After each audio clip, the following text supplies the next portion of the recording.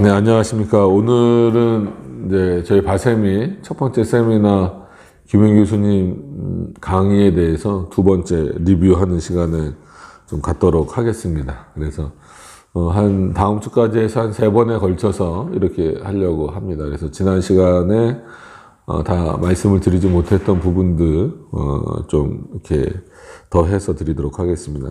다음 말씀 한 구절 좀 보시면 잠언 1장 7절입니다. 잠언 1장 7절입니다.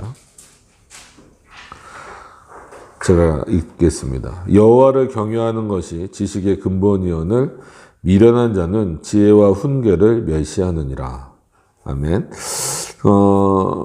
물론 성경 전체가 그렇게 표현하고 있고 특히나 이런 잠언서와 같은 부분에서도 표현하고 있는 내용들이 모든 지식의 근본은 하나님이시다. 단순히 지식뿐만이 아니고 모든 것에 있어서 하나님이 근본이시고 근원이시다라고 하는 부분들이거든요. 그러니까 우리가 이런 부분들을 놓치고 있기 때문에 그 역사를 바라보는 데 있어서도 창조 이래 하나님이 자신의 뜻대로 역사하고 계신다라고 하는 것. 물론 자신의 뜻대로 역사하신다라고 하는 것을 우리가 오해해서 모든 게 하나님이 원하시고 기뻐하시는 모습과 방향으로 나타나야 된다라고 생각하시는 건 아니고, 예를 들어서 하나님이 인간을 창조하시고 나서도 보시기에 심히 좋았다 이렇게 그 표현을 하실 때에도 그 심히 좋았다라는 표현 자체가 완벽함을 말하지는 않는다라고 하는 거죠.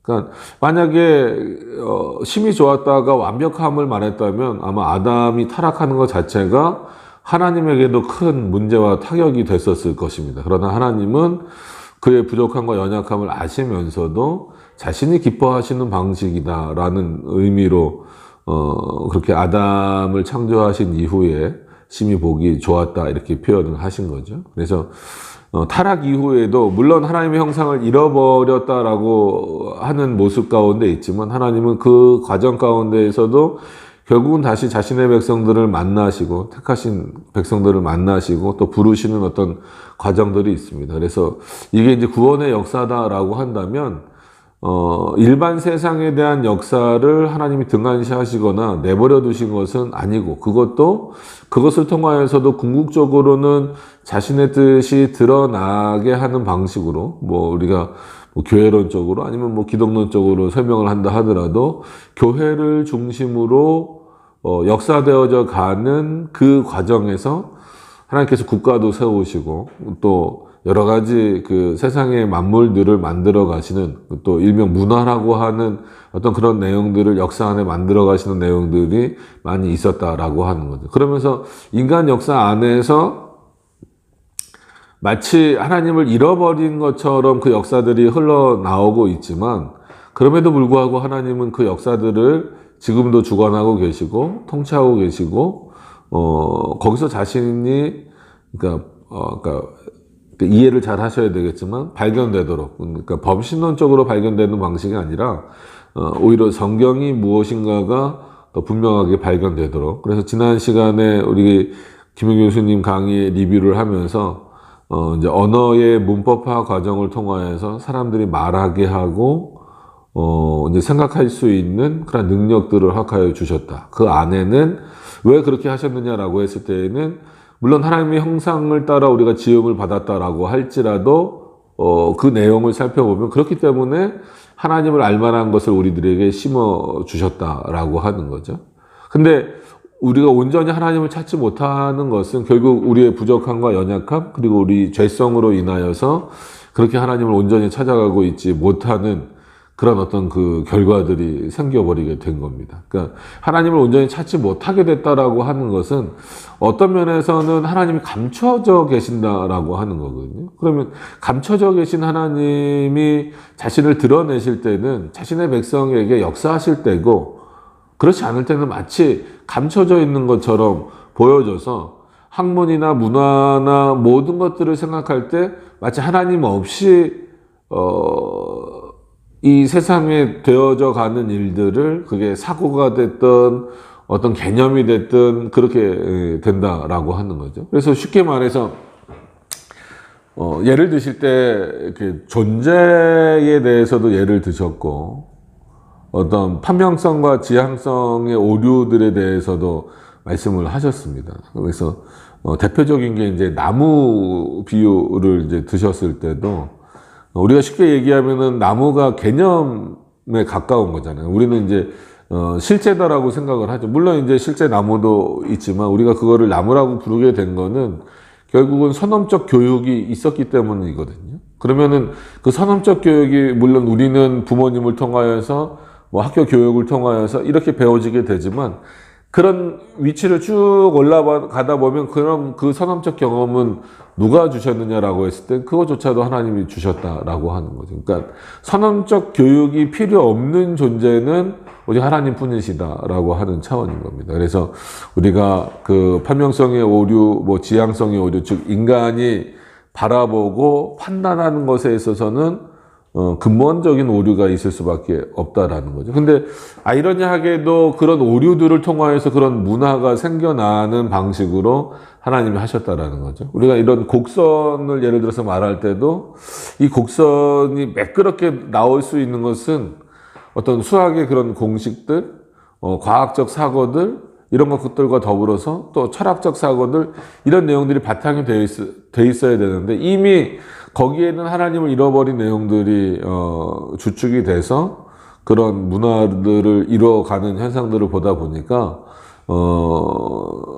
마치 하나님 없이 이루어지는 세상, 하나님과 별개인 것처럼 돼버린 세상. 그래서 우리도 이원론적인 사고는 좀 버려야 된다 이렇게 말씀드리는 것 자체가 거기서 오는 겁니다. 특히나 하나님에 대해서 누구신지 더 잘 안다라고 한다면 마치 하나님과 상관없어 보이는 모든 그런 일들에게 있어서도 하나님은 여전히 자신의 뜻을 거기서 드러내고 계시다라고 하는 거죠. 그래서 철학자들이, 그래서 오늘은 좀 철학과 관련된 얘기들을 좀 해보려고 하는데요.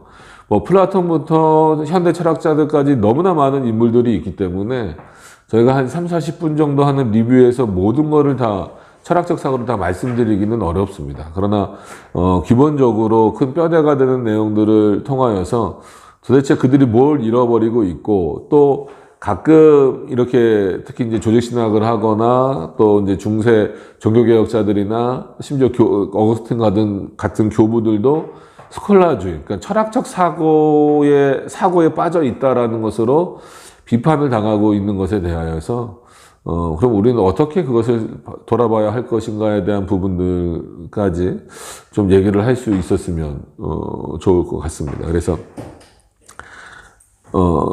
이렇게 말씀드린 이유도 결국은 우리가 철학의 쭉 내용으로도 올라가다 보면 결국 뭐 플라톤, 아리스토텔레스, 또 뭐 조금 기독교 쪽으로 온다고 하더라도 뭐 아퀴나스, 또 어거스틴 뭐 이런 인물들이 이제 드러나게 되고, 그 이후로 이제 뭐 데카르트, 칸트, 뭐 후설, 뭐 되게 많죠. 뭐 키에르케고르 이런 인물들. 그러니까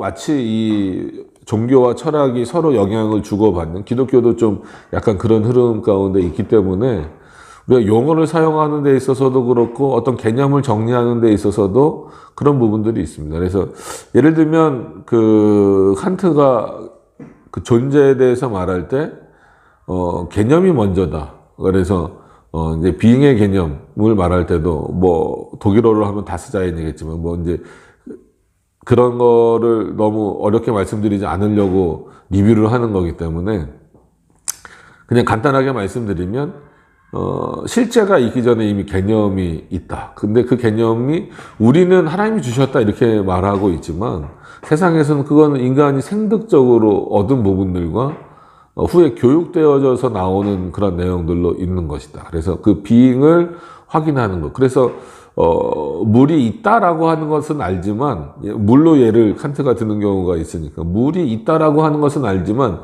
그 물 자체가 뭔지에 대해서는 잘 모른다. 뭐 이제 우리가 이제 쉽게 화학 기호로 H2O다. 뭐 그거는 이제 화학적 어떤 그런 이제 뭐라 그럴까요? 그 원소들에 대한 발견에 대한 부분들이고, 그 물의 기원이라든지 물 자체가 뭔지는 잘 모른다. 칸트도 그런 얘기를 했거든요. 근데 의외로 칸트의 표현 중에는 어거스틴에게서 온 표현들도 많이 있습니다. 그러니까 어거스틴도 존재 자체를 이야기하는 데 있어서 그게 어디로부터 왔는지, 그 시작이 어딘지 모르는 경우가 훨씬 많다라고 하는 거예요. 그렇기 때문에 하나님을 규정하는 데 있어서도 함부로 존재하신다 이렇게 표현하기가 어렵다라고 하는 겁니다. 그래서 물론 수브스탄티아, 그러니까 substance죠. substance라든지 수브스탄티아라든지 아니면 뭐 에센티아라든지 이런 개념들을 쓴다고 하더라도 참 어려운 부분들이 있어요. 정확하게 하나님이 어떤 분이신가를 드러내기에는 좀 부족한 언어적 한계들이 있다라고 하는 것은 이미 많은 철학자들도 또 우리 신학자들도 고민하고 있는 부분입니다. 그래서 지금도 과연 하나님이 계신다라고 하는 것은 맞는데 그럼 어떻게 표현하느냐가 계속 문제가 되잖아요. 그래서 이제 뭐 우시아적인 개념으로 표현을 하든지 아니면 뭐 이제 에센티아로 표현을 하든지, 그러니까는 에세라는 단어 자체가 이렇게 조금 더 근원적이다, 이제 그런 의미겠죠. 그래서 뭐 우리가 이제 뭐 에센스 바른다 뭐 이런 것처럼 약간 파운데이션 개념하고는 약간 다른 그 뉘앙스가 있죠. 그래서 뭐 우리가 근본주의를 부를 때 이제 푼다멘탈리즘 뭐 이렇게 부르기도 하는데, 그것과는 약간 다른 차원으로서 실제로 계신다. 뭐 그래서 호모 우시아 이렇게 했을 때도 그 우시아에서도 동일 본질 이런 개념도 있지만 동일 실체, 이게 이제 조금 더 명확한 개념이 아니겠는가. 결국은 또 한문하고도 그 연결되는 이런 언어적 개념들이 있습니다. 왜 이런 말씀을 드리냐면 결국은 철학이라고 하는 사고들도 언어적 개념을 부정하고 나올 수는 없기 때문에 그렇습니다. 그런 부분들을 우리가 이해하는 데 있어서 철학적 사고를 우리가 어떻게 활용해야 되고 또 어떤 부분을 경계해야 되고 하는지에 대해서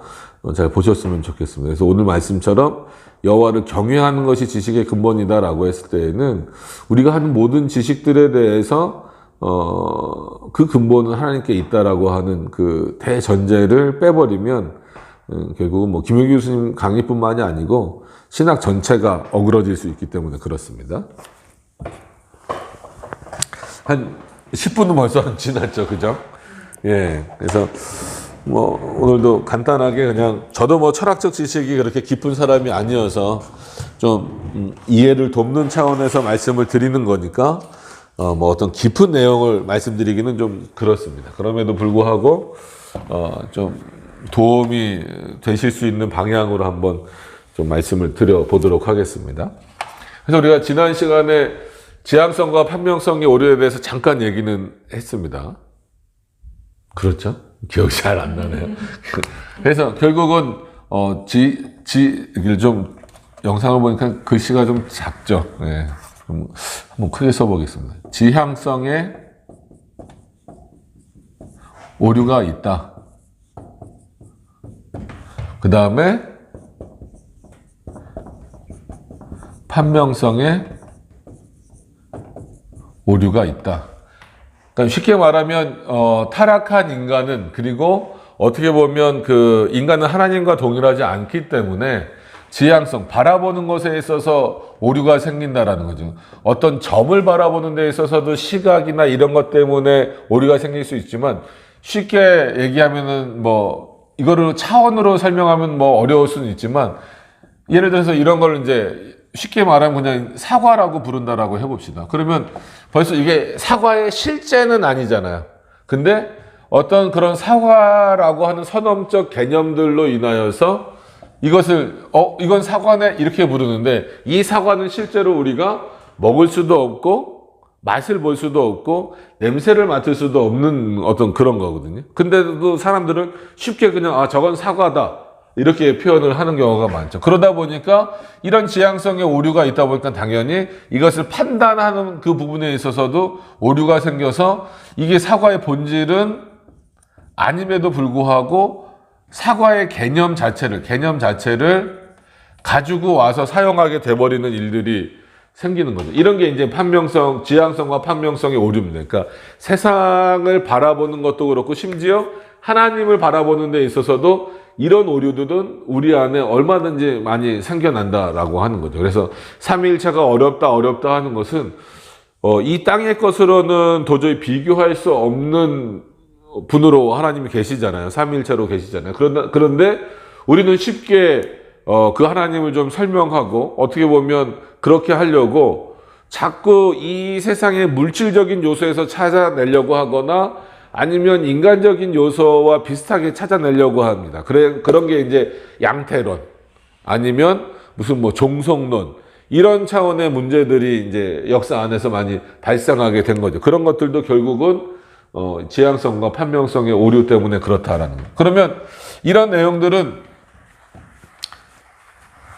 어떤 분들은 이제 말씀하실 때, 지향성과 판명성의 오류는 이미 철학에 다 있는 거 아닙니까? 맞아요. 우리가 차형에 온 겁니다. 그러니까 이 차형에 온 것에 대하여서 어거스틴 같은 경우도 이렇게 변증입니다. 그러니까 변증하는 차원에서의 표현은 단어를 그렇게 쓸 수밖에 없다 할지라도 철학자들에게는 하나님이 없지만 우리에게는 하나님이 계시다라고 하는 이런 부분들입니다. 그러니까 그것이 명제가 되겠죠.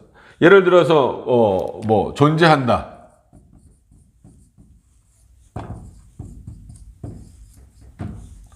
라고 했을 때 철학에서는 이 존재를 생각하는 데 있어서 결국은 하나님 없이 인간의 방식으로 설명하고 생각하고 이렇게 하려다 보니까 무슨 실존주의도 나오고 그러니까 다 아시겠지만 그냥 있는 것 그 자체를 바라보겠다. 근데 그것도 문제거든요. 왜냐하면 우리가 쉽게 볼 때 눈으로만 보는 것이 실제는 아니잖아요. 이미 그 외에 다른 부분들도 있는데 그러니까 이 실존이라고 하는 것에서도 전부 다 뭔가를 찾아낼 수는 없다라는 거죠. 그러니까 아까 말씀드렸던 어떤 이런 빙의 개념에 있어서도 그러니까 뭐가 있느냐, 그러니까 있는 건 알겠는데 그 근원이 뭐고 어디로부터 왔느냐, 철학은 고민하고 고민해도 알지 못한다라고 하는 거죠. 그러니까 이런 부분들에 대해서 오히려 성경은 답을 주고 있죠. 그게 뭐냐면 예를 들어서 우리가 존재한다. 우리가 존재한다. 아니면 세상이 존재한다. 그럼 이게 어디서부터 왔느냐? 흔히는 하나님으로부터 왔다라는 거죠. 그러니까 이런 전제들이 되어 있는 신학을 이해하는 것과 그러니까 우리의 시작은 어딘지에 대해서 모르는 것과는 예를 들어서 용어를 쓴다 하더라도 같은 용어를 쓴다 하더라도 다른 의미가 되어버릴 수밖에 없다라고 하는 것을 인식하셨으면 좋겠다라고 하는 겁니다. 그래서 바울도 그렇고 바울이 대표적으로 아덴에 가서 말씀을 전했을 때 너무 거기 철학자들과 논쟁을 하다가 어떤 열매도 없었다 이렇게 표현을 하는데 물론 그런 부정적인 측면이 전혀 배제될 수는 없을 수는 없다고 할지라도 한편으로는 그만큼 그런 철학적 사고를 갖고 있는 자들에게 하나님의 말씀을 전하는 것이 쉽지는 않고 당장은 그곳에서 열매가 없다 할지라도 그들에게 하나님의 말씀이 전해졌다라고 하는 것만으로도 귀한 어떤 그런 역사가 될 수 있다라고 하는 거죠. 그러니까 이런 부분들을 우리가 생각해 볼 때 우리가 그 존재 하나만 보더라도 그런 차이가 날 수밖에 없습니다. 그래서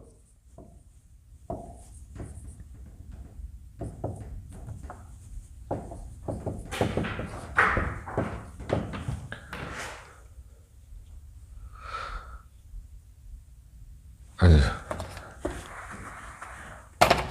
뭐처럼 쓰려니까 수부스탄. 그러니까 이 부분에 있어서도 하나님 존재하신다라고 하는 것에 있어서도 이것도 어떻게 보면은 철학적 개념이거든요.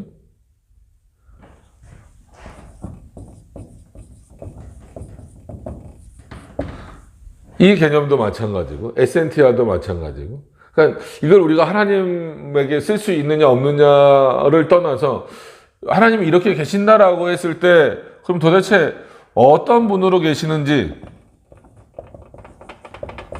어떤 분으로 계시는지에 대해서 이해하기 위해서는 그 하나님이 누구시냐에 대한 부분들이 계속해서 적용되어질 수밖에 없다라는 거죠. 그러니까 왜냐하면 데카르트도 그렇고 칸트도 그렇고 뭘 하려고 하는 겁니까? 하나님을 증명해 보기. 그게 대표적으로 잘 아시는 용어가 신, 존재, 증명. 그러니까 모든 영역을 다 동원해서, 물론 이제 뭐 칸트는 당연히 철학적 사고지만 신을 인간이 증명해낼 수 있다라고 하는 거거든요. 그러니까 이게 이제 단순히 기독교 안에서는 변증이다 이렇게 생각하실 수도 있는데, 이런 방식이 바로 넘어가는 것은 조금 위험할 수 있습니다. 그래서 많은 변증학자들이 있었죠. 반텔도 있고 그랬지만, 그런 분들이 주장하는 그런 어떤 그런 내용들하고 이런 철학자들이 주장하는 내용들하고의 차이점들을 좀 이해하시는 것이 이제 중요하다라고 하는 거죠. 그러니까 과연 근원적으로 말씀드리고 싶은 거는 신의 존재를 인간이 증명할 수 있느냐라고 하는 거거든요. 그러니까 철학자라는 가능하다라고 하는 거고, 우리는 불가능하다라고 하는 겁니다. 그러면 왜 불가능하겠습니까? 하나님이 이렇게 계신다라고 하는 것도 용어적으로 정리했을 뿐이지, 용어적으로 이렇게 정의를 내렸을 뿐이지, 실제로 전부 다 이것을 가지고 설명하기는 어려운 단어들이다라는 거죠. 그러니까 지난 시간에 말씀드렸나, 제가 어디서 말씀드렸나 잘 모르겠는데, 예수님이 계신다. 그럼 그분이 신성과 인성으로 계신다. 근데 구별은 되지만, 즉 디스팅티오죠. 구별은 되지만 구분되어서, 그러니까 나눠지셔서 계시지는 않는다. 또 혼합되시는 것도 아니다. 이거를 어떻게 증명해낼 거냐라는 거야. 그러니까 말씀드리고 싶은 것은 뭐냐면, 철학의 한계는, 그럼 우리 성경이 말하고 있는 예수님은 이런 분이신데, 이런 예수님에 대해서 과연 뭐 칸트가 됐던, 그래서 칸트의 순수, 이성 비판, 실천 이성 비판, 이런 내용들이든, 아니면 데카르트 합리주의죠. 이런 내용들은 어찌됐건 간에 인간에게서 나온 사고인데, 그런 사고로 이런 하나님을 구별해낼 수 있을까? 증명해낼 수 있을까라는 거예요. 아니면 어떤 사고로도 한 본질 안에 두 성이, 그러니까 위격도 아니잖아요. 신성, 완전하신 하나님이시면서 동시에 완전하신 인간이다라는 거거든요.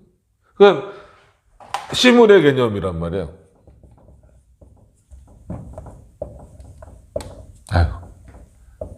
시물의 개념이거든요. 그러니까 이거를 어떤 방식으로 이해할 수 있겠느냐라는, 증명할 수 있겠느냐라는. 그러니까 지금 많이 철학적 사고에 기독교가 함몰되었다라고 할 때는 의외로 이 철학적인 내용들을 비판하는 것처럼 하지만, 예수 그리스도를 설명하는 데 있어서도 그렇고 삼일체를 설명하는 데 있어서도 그렇고 이 철학이 사용했던 방식들을 자꾸 사용하려고 하기 때문에 그런 일들이 벌어지는 거죠. 그러니까 도저히 이런 내용으로서는, 이 철학적 사고로서는 예수 그리스도, 그리고 삼일체 하나님, 그리고 그 하나님의 역사, 작정하셨다, 예정하셨다, 이런 부분들에 대해서 전반적으로 다 증명해 내기는 굉장히 어렵다라고 하는 겁니다. 그래서 우리가 이 철학을 대하는 부분에 있어서도 이런 어떤 그들의 한계를 분명하게 인식하는 것이 상당히 이제 중요한 그런 부분들이다라고 하는 겁니다. 그래서 설명을 이게 그 강의 리뷰이기 때문에 강의를 이해를 해드리게 하시는 차원에서 이렇게 돼야 돼서 그 방향성을 안에서만 말씀을 드리려다 보니까 저도 좀 제한적인 게 있는데, 아까 말씀드렸던 것처럼 나무라고 하는 것도 결국은 개념이 먼저잖아요. 이거를 배우지 않았으면 나무라고 안 했단 말이에요. 그리고 나서 실제가 되는 거죠. 근데 우리는 나무 그럼 바로 마치 이거는 그냥 원래 있는 것처럼. 근데 이게 이제 선언적이다라는 거거든요.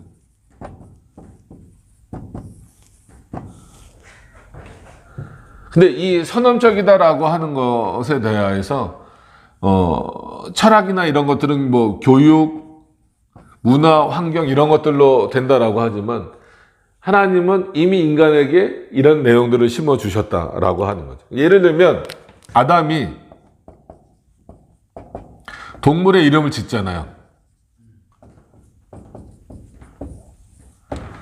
그러면 아담이 주체가 돼서 지은 건 맞습니다. 아담이 주체가 돼서. 그죠? 그러면은 아담에게는 뭐가 있었기 때문에 그 동물들을 보고 그 동물들의 이름을 지었을까요?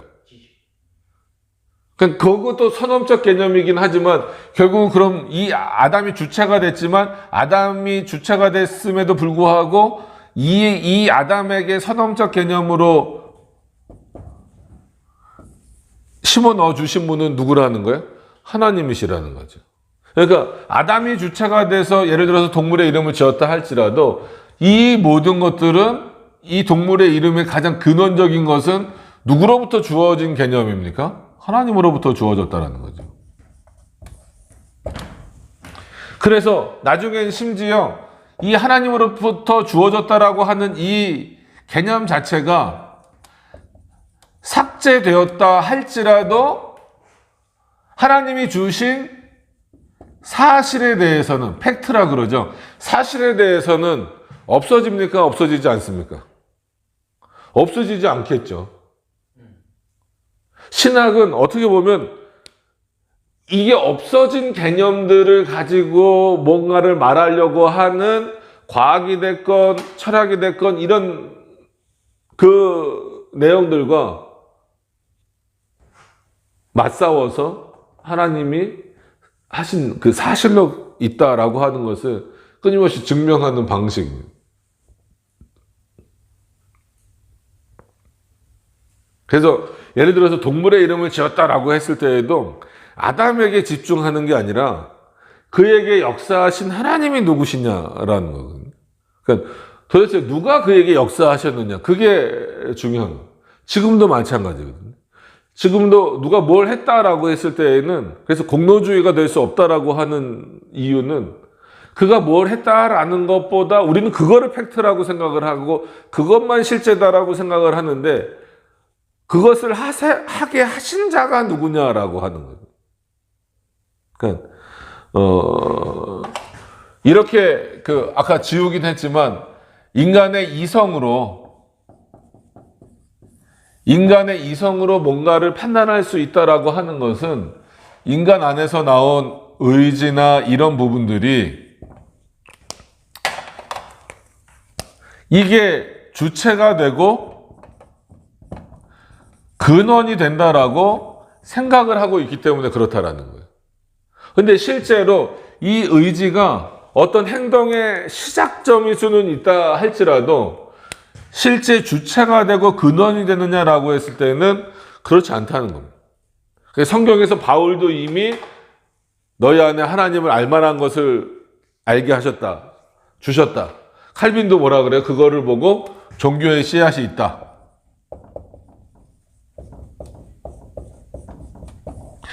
그럼에도 불구하고 온전히 하나님을 발견하지 못하는 것은 너희가 타락, 즉 죄 가운데 있기 때문이다라는. 그러니까 이것이 간과되어진 결과물이 인간의 의지로 모든 것을 다 확인하고 판단할 수 있다라고 하는 겁니다.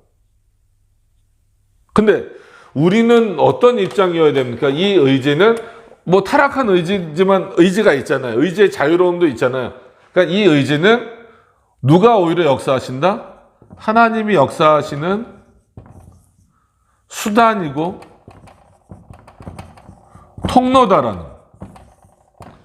그래서 택자들에게는 은혜의 수단이 되겠죠.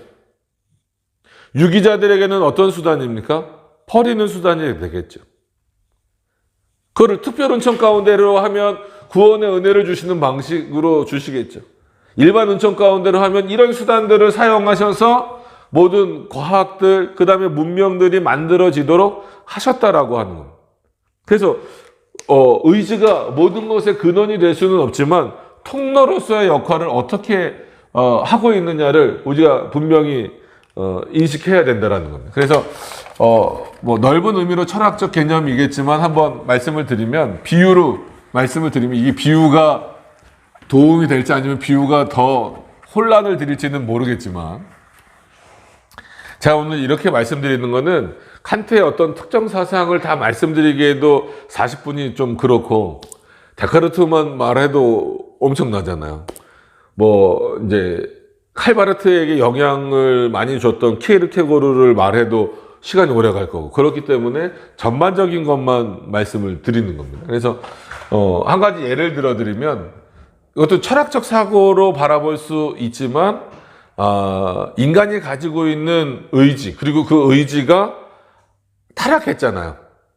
타락한 이후에 인간의 의지가 어떻게 발현되고 있는가. 그러니까 그거를 어린아이의 놀이 방식에서, 근데 이 놀이 방식이라고 표현을 했을 뿐이지 그냥 어린아이가 아직 그 언어가 많이 발전하지 못했잖아요. 그랬을 때 이거를 이제 우회하는 방식이다.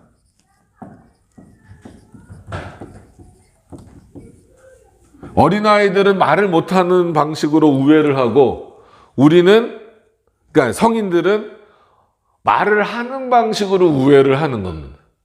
그러니까 고급스럽게 말하면 고급스럽게 우회하는 거고, 그냥 좀 일반적으로 말하면 그냥 일반적인 우회를 하는 거죠. 그러니까 철학은 마치 좀 고급스럽게 우회하는 것처럼 보이고, 그냥 일반은 그냥 일반처럼 이렇게 보이는 방식일 뿐이라는 겁니다. 그러니까 뭐 어떤 아이가 있다라고 가정을 해보면, 이렇게 그 사고의 과정을 이렇게 쭉 펼쳐가다가, 사고의 과정이라고 그냥 적어 드릴게요.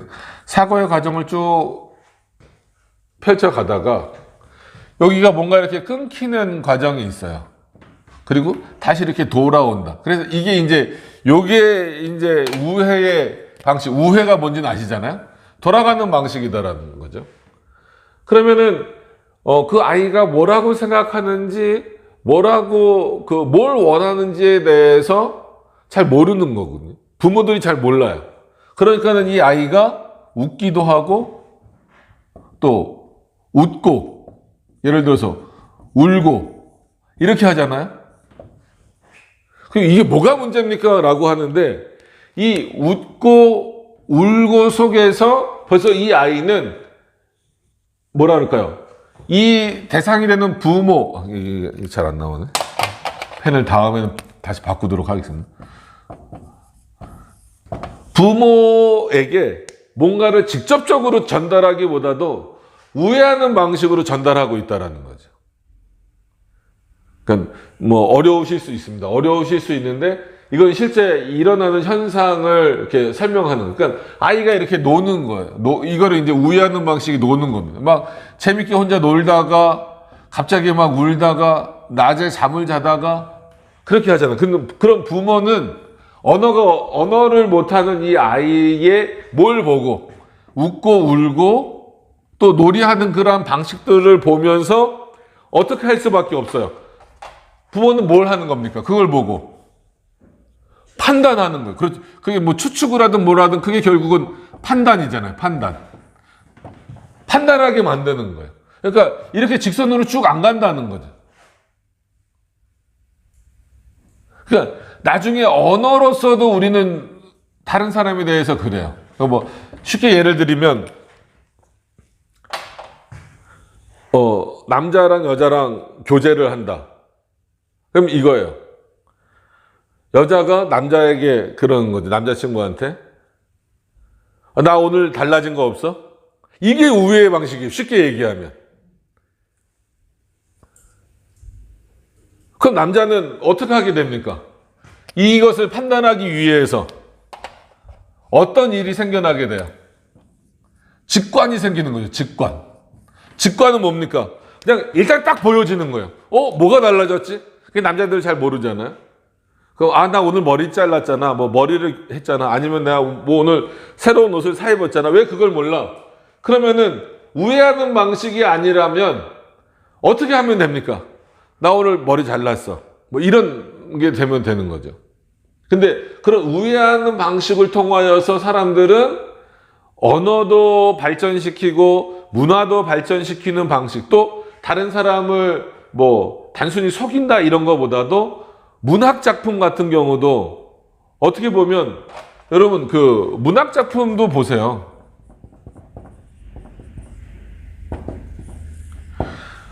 누구의 사고입니까? 작가의 사고잖아요.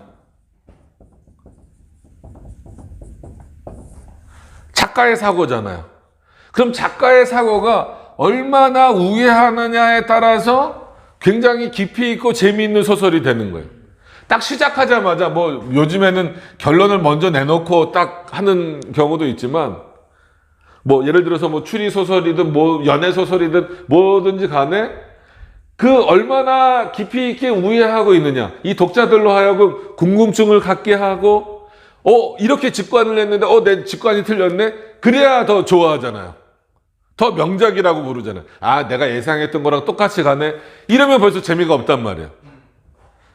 그러니까 사람들은 우애하면 우애할수록 오히려, 근데 궁극적으로는 이 우애한다라는 거는 뭡니까? 부모가 여기로 다시 와서 오늘 요 정도 시간을 보니까 요 정도쯤 결론을 내려야 될 것 같은데, 부모가 요 아이의 웃고 울음에 뭐 하는 겁니까?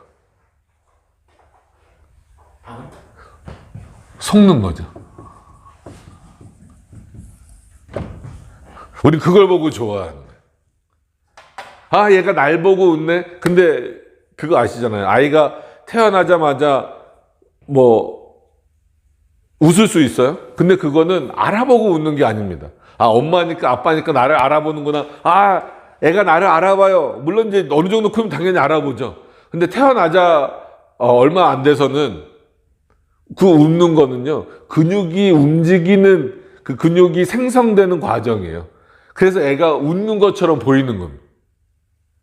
근데 우리는 그걸 보고 날 보고 웃네 이렇게 생각하잖아요. 그건 날 보고 웃는 게 아니라 그 아이가 태어나서 성장하는 과정에 필요한 단계를 거쳐가고 있는 거예요.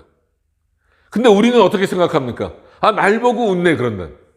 그럼 그 아이의 웃음을 보고도 우리는 어떻게 된 거야? 우리 스스로가 속아버리는 거예요. 그죠? 저도 아이를 키워봐서 알지만 애가 울어요? 그럼 그 울음에 속을 때가 많아요. 그러니까 이런 내용들이 보통 언제 이후에 더 급격하게 생겼느냐라고 했을 때에는 타락 이후인 거죠. 그러니까 이게 작가라고 했기 때문에 그렇지만 결국은 철학이라고 하는 것도 어떤 철학과 같은 그런 학문, 이 학문 안에는 너무나 많죠. 뭐 인문학도 있고 상담학도 있고, 이제 이 모든 것들이 결국은 이런 놀이의 과정, 이 우애하는 과정이 얼마만큼 깊으냐, 얼마만큼 어렵느냐,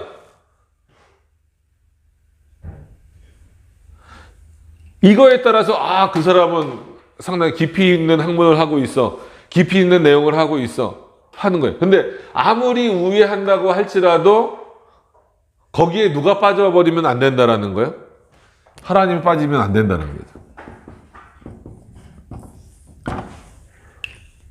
근데 하나님이 우리에게 계시를 주실 때는 이런 우회하는 방식이 아니라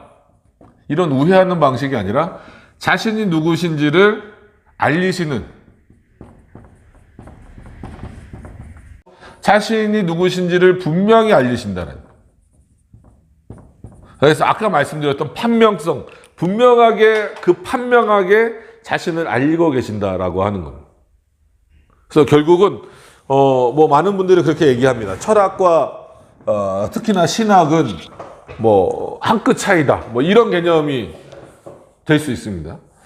그거를 어느 정도 받아들여서 얘기를 해보자고 해도 근데 그게 한 끗 차이처럼 보이지만 결국은 아주 중요한 차이가 돼버릴 수밖에 없다라는 거예요. 그래서 제 그때 오전 강의에서도 살짝 말씀드렸던 걸로 한번 좀 말씀드리면서 마무리를 하면, 하나님이 모든 것을 작정하시고 역사하신다, 뭐 이런 것들을 이제 제1원인, 그다음에 인간이 내 의지나 이런 것들을 따라서 움직인다, 이걸 제2원인 이렇게 설명을 하잖아요. 근데 이미 그거는 철학에 있는 용어다. 플라톤에게도 있고 아리스토텔레스에게도 있는 개념이다. 그래서 여러분, 이데아 그렇게 했을 때는, 이데아는 어떤 그냥 이렇게 이상적인 세계 정도로만 이해하시면 안 되고, 그 이데아가 물론 뭐 영의 세계, 뭐 신의 세계, 심지어 뭐 물질의 일부도 포함되는 어떤 그런 개념들이 있다 할지라도, 그럼 그렇게 좀 복잡한 세계처럼 보여지는 이유는 뭡니까? 그 제일 원인처럼 있는 물질이 아닌 다른 세계가 어디에 영향을 또 받는 거예요? 물질의 세계에도 영향을 받는 거예요. 그래서 철학이 말하고 있는 제1원인과 제2원인은, 제1원인이 큰 원인이라 할지라도 서로 상호 간에 영향을 주고받는다라고 하는 거거든요. 그러니까 이게 자칫 잘못 생각하게 되면 이게 알미니안주의가 되어버릴 수 있는 겁니다. 그래서 칼빈이 말할 때 먼 원인, 가까운 원인 이렇게 쓰자라고 하는, 용어상 이미 제1원인, 제2원인은 철학적 용어이기도 하지만 그런 용어가 주는 그 한계가 또 있기 때문에, 그럼 먼 원인은 가장 근원적인 원인이다 그래서 프리모 카우자, 그 다음에 가까운 원인은 세컨 카우자, 이렇게 설명을 하자. 그러면 철학에서 말하는 것처럼 제1원인이 크지만, 그리고 제1원인이 제2원인에게 주는 영향력이 보다 크지만 제2원인도 제1원인에게 영향을 줄 수 있다, 이렇게 설명하는 것으로 이해하면 안 되고, 먼 원인은 계속해서 이 세컨 카우자에, 즉 프리모 카우자는 세컨 카우자에 계속 영향을 주지만 세컨 카우자는 프리모 카우자에 어떤 영향도 주지 못한다. 그러니까 하나님이 작정하시고 예정하신 이 모든 것은 하나님 자신의 기쁘신 뜻에 근거한 것이지, 인간을 고려하셨거나 인간의 요청을 받으셨거나 그러실 수도 없지만, 심지어 만물의 요청을 받으셨거나 아니면 천사나 사단이 거기에 들어가지도 않는다라고 하는 그런 부분입니다. 그래서 이런 내용들을 분명히 기억하셔서, 과연 저렇게 뭔가를 깊이 생각하고 사고하는 철학자들이 지금 뭐가 문제인가? 왜 자꾸 비슷한 용어를 쓰면서도, 그러니까 우리가 지워버렸지만 존재할 때 이거 이외에 뭐 쓸 말이 별로 없어요. 약간 물질 개념, 그러니까 우리가 위격 개념처럼 표현하는 물질 개념이 들어가면 아까 수브스탄티아 대신에 수브시스턴트, 그래서 그러니까 휘포스타시스를 말할 때, 그러니까 위격을 말할 때 수브시스턴스 개념을 조금 더 이렇게 반대로 쓰기도 하거든요. 그러면은 예를 들면 이겁니다. 수브스탄티아는 뭘로 해석을 해야 됩니까? 성경에 본체다, 빌립보서에 나오는 것처럼 본체다, 실체다. 그럼 이게 참 어렵습니다. 본체 그러면 우리 몸체자를 써버리니까 삼일체 하나님이 그럼 가시적인 분인가? 육체가 있는가? 그러진 않잖아요. 그러니까 이 한문의 개념이 또 좀 어렵긴 하지만, 그러니까 이게 번역도 쉽지 않아요. 그래서 위격 중에서도 이렇게 몸을 갖고 계신 분은 예수 그리스도시니까 예수 그리스도는 본체라고 쓸 수 있다 할지라도 삼위일체계에 적용한다라고 했을 때에는 쉽지 않죠. 그러니까 실체의 개념으로 쓴다. 그럼 실체는 무조건 또 다 맞느냐? 그렇지도 않아요. 에센티아에서도 에세하고 뒤에 이제 티아가 붙은 거거든요. 그런 식으로 놓고 봤을 때에도 에세 개념 자체가 그러면 완전히 뭐 그 빙의 개념이냐 아니면 다스 자인의 개념이냐 했을 때에는 그것도 명확하게 설명하지 못합니다. 이거는 신학에서뿐만이 아니고 철학에서도 마찬가지예요. 그러니까 그런 언어의 한계를 가지고 있는, 그러니까 언어만 한계가 있겠습니까? 모든 부분의 한계를 갖고 있는 인간이 그 주어진 한계 안에서 하나님을 설명하려고 한다? 그러니까 이슬람 교도들이 알라, 그 알라의 근원적인 그 또 언어가 엘로힘이잖아요. 엘로힘이 알라라는 거잖아요. 그게 복수냐 단수냐부터 엄청난 그 논쟁이 있는 것처럼 이건 언어학적이면서 철학적이면서 모든 세상의 역사가 다 포함되어져야만 어느 정도 조금 우리가 이해할 수 있고 분별할 수 있는 내용들이 있잖아요. 그만큼 어렵습니다. 그래서 하나님을 그렇다고 우리가 철학적으로 이해하자 이런 거는 아니지만 철학과 어떻게 구별되는 방식으로 실제 계신 그분으로서 실존하시는, 그러니까 실존 개념도 이미 다 써버려서 우리가 참 어렵죠. 어떻게 표현하든지 간에 이만큼 어렵다는, 그러니까 실제로 존재하시는 분으로서, 실존하시는 분으로서 그걸 어떻게 이해할 것이냐에 대한 부분들을 끊임없이 노력하셔야 되고, 철학적 사고를 우리가 이렇게 부정해 버릴 수는 없다 할지라도 그 너머에 계신, 그 철학적 사고의 너머에 계신 하나님을 이해하셔야 된다는 거예요. 그래서 이 좀 우회하는 방식을 한번 오늘 결론적으로 말씀드리려고, 이게 좀 더 중요하겠다. 단순히 여기서 그렇게 길지 않은 시간에 칸트는 이렇습니다. 데카르트는 이렇습니다. 이걸 우리가 신학에서 어떻게 이해해야 되겠으면 이거는 너무 많은 시간을 할애해야 될 것 같아서 그건 이제 철학의 근본적인 성격을 말하는 부분에서만 말씀을 드렸고, 제가 오늘 말씀드리고 싶은 거는 김효 교수님의 강의를 이해하시는 데 있어서 이런 우회하는 방식을 비판하시는 어떤 그런 내용들. 그래서 우리에게 있어서 직관이 될 수 있는 내용들은 결국 계시밖에 없다라고 하는 거죠. 그러니까 인간의 직관보다 하나님의 계시가 비교할 수 없이 본질적으로 더 훌륭하다라는 말로도 설명이 안 되는 더 근원적인 것이다라고 하는 거죠. 그렇기 때문에 함부로 우리가 뭔가를 직관적으로 언어적 직관이든 사고적 직관이든 이런 것으로 이해하는 것은 좀 조심해야 된다라고 하는 부분입니다. 그래서 철학이 철학자들만 하는 게 아니라 멀리 있는 건 아니에요. 우리 가까이 있죠. 그러니까 우리의 사고나 우리의 인식론이나 이런 부분들을 잘 이해하시는 데 있어서도 결국은 그 철학적 사고에서 어떻게 보면 계시의 사고로, 그래서 우리 종교개혁자들이 자주 인용했던 계시 의존적 사고 이렇게 아마 많이 들어보셨을 텐데, 계시 의존 사색 이렇게 또 표현하시기도 하고 이제 교수님들이 이렇게 표현하시기도 하고, 그런데 정말 계시를 받은 자로서, 그러니까 이 성경 계시입니다. 지금은 계시의 시대가 아니니까 완성된 계시인 이 성경 계시를 갖고 있는 자들로서, 또 성령 하나님의 조명하심으로 말미암아 그 뜻을 깨닫는 자들로서 진짜 스콜라주의적인 사고가 아니라 계시에 입각한 성경적 사고를, 즉 하나님이 말씀하시는 그대로를 통하여서 우리가 그 하나님을 인식하고 이해하고 이 세상의 모든 만물들을 평가하고 판단할 수 있는 그런 내용들이 되셨으면 좋겠다라는 차원에서 어렵습니다. 그래서 이걸 몇 번 할까 하다가 또 몇 번 하는 거는 또 그것 자체도 또 새로운 강의처럼 여겨지실 수 있을 것 같아서 이 정도로 이렇게 두 번째 시간은 마무리하겠습니다. 마무리하고 다음에는 미분 적분 좀 수학과 관련된 논의들을 좀 이렇게 하도록 하겠습니다. 감사합니다.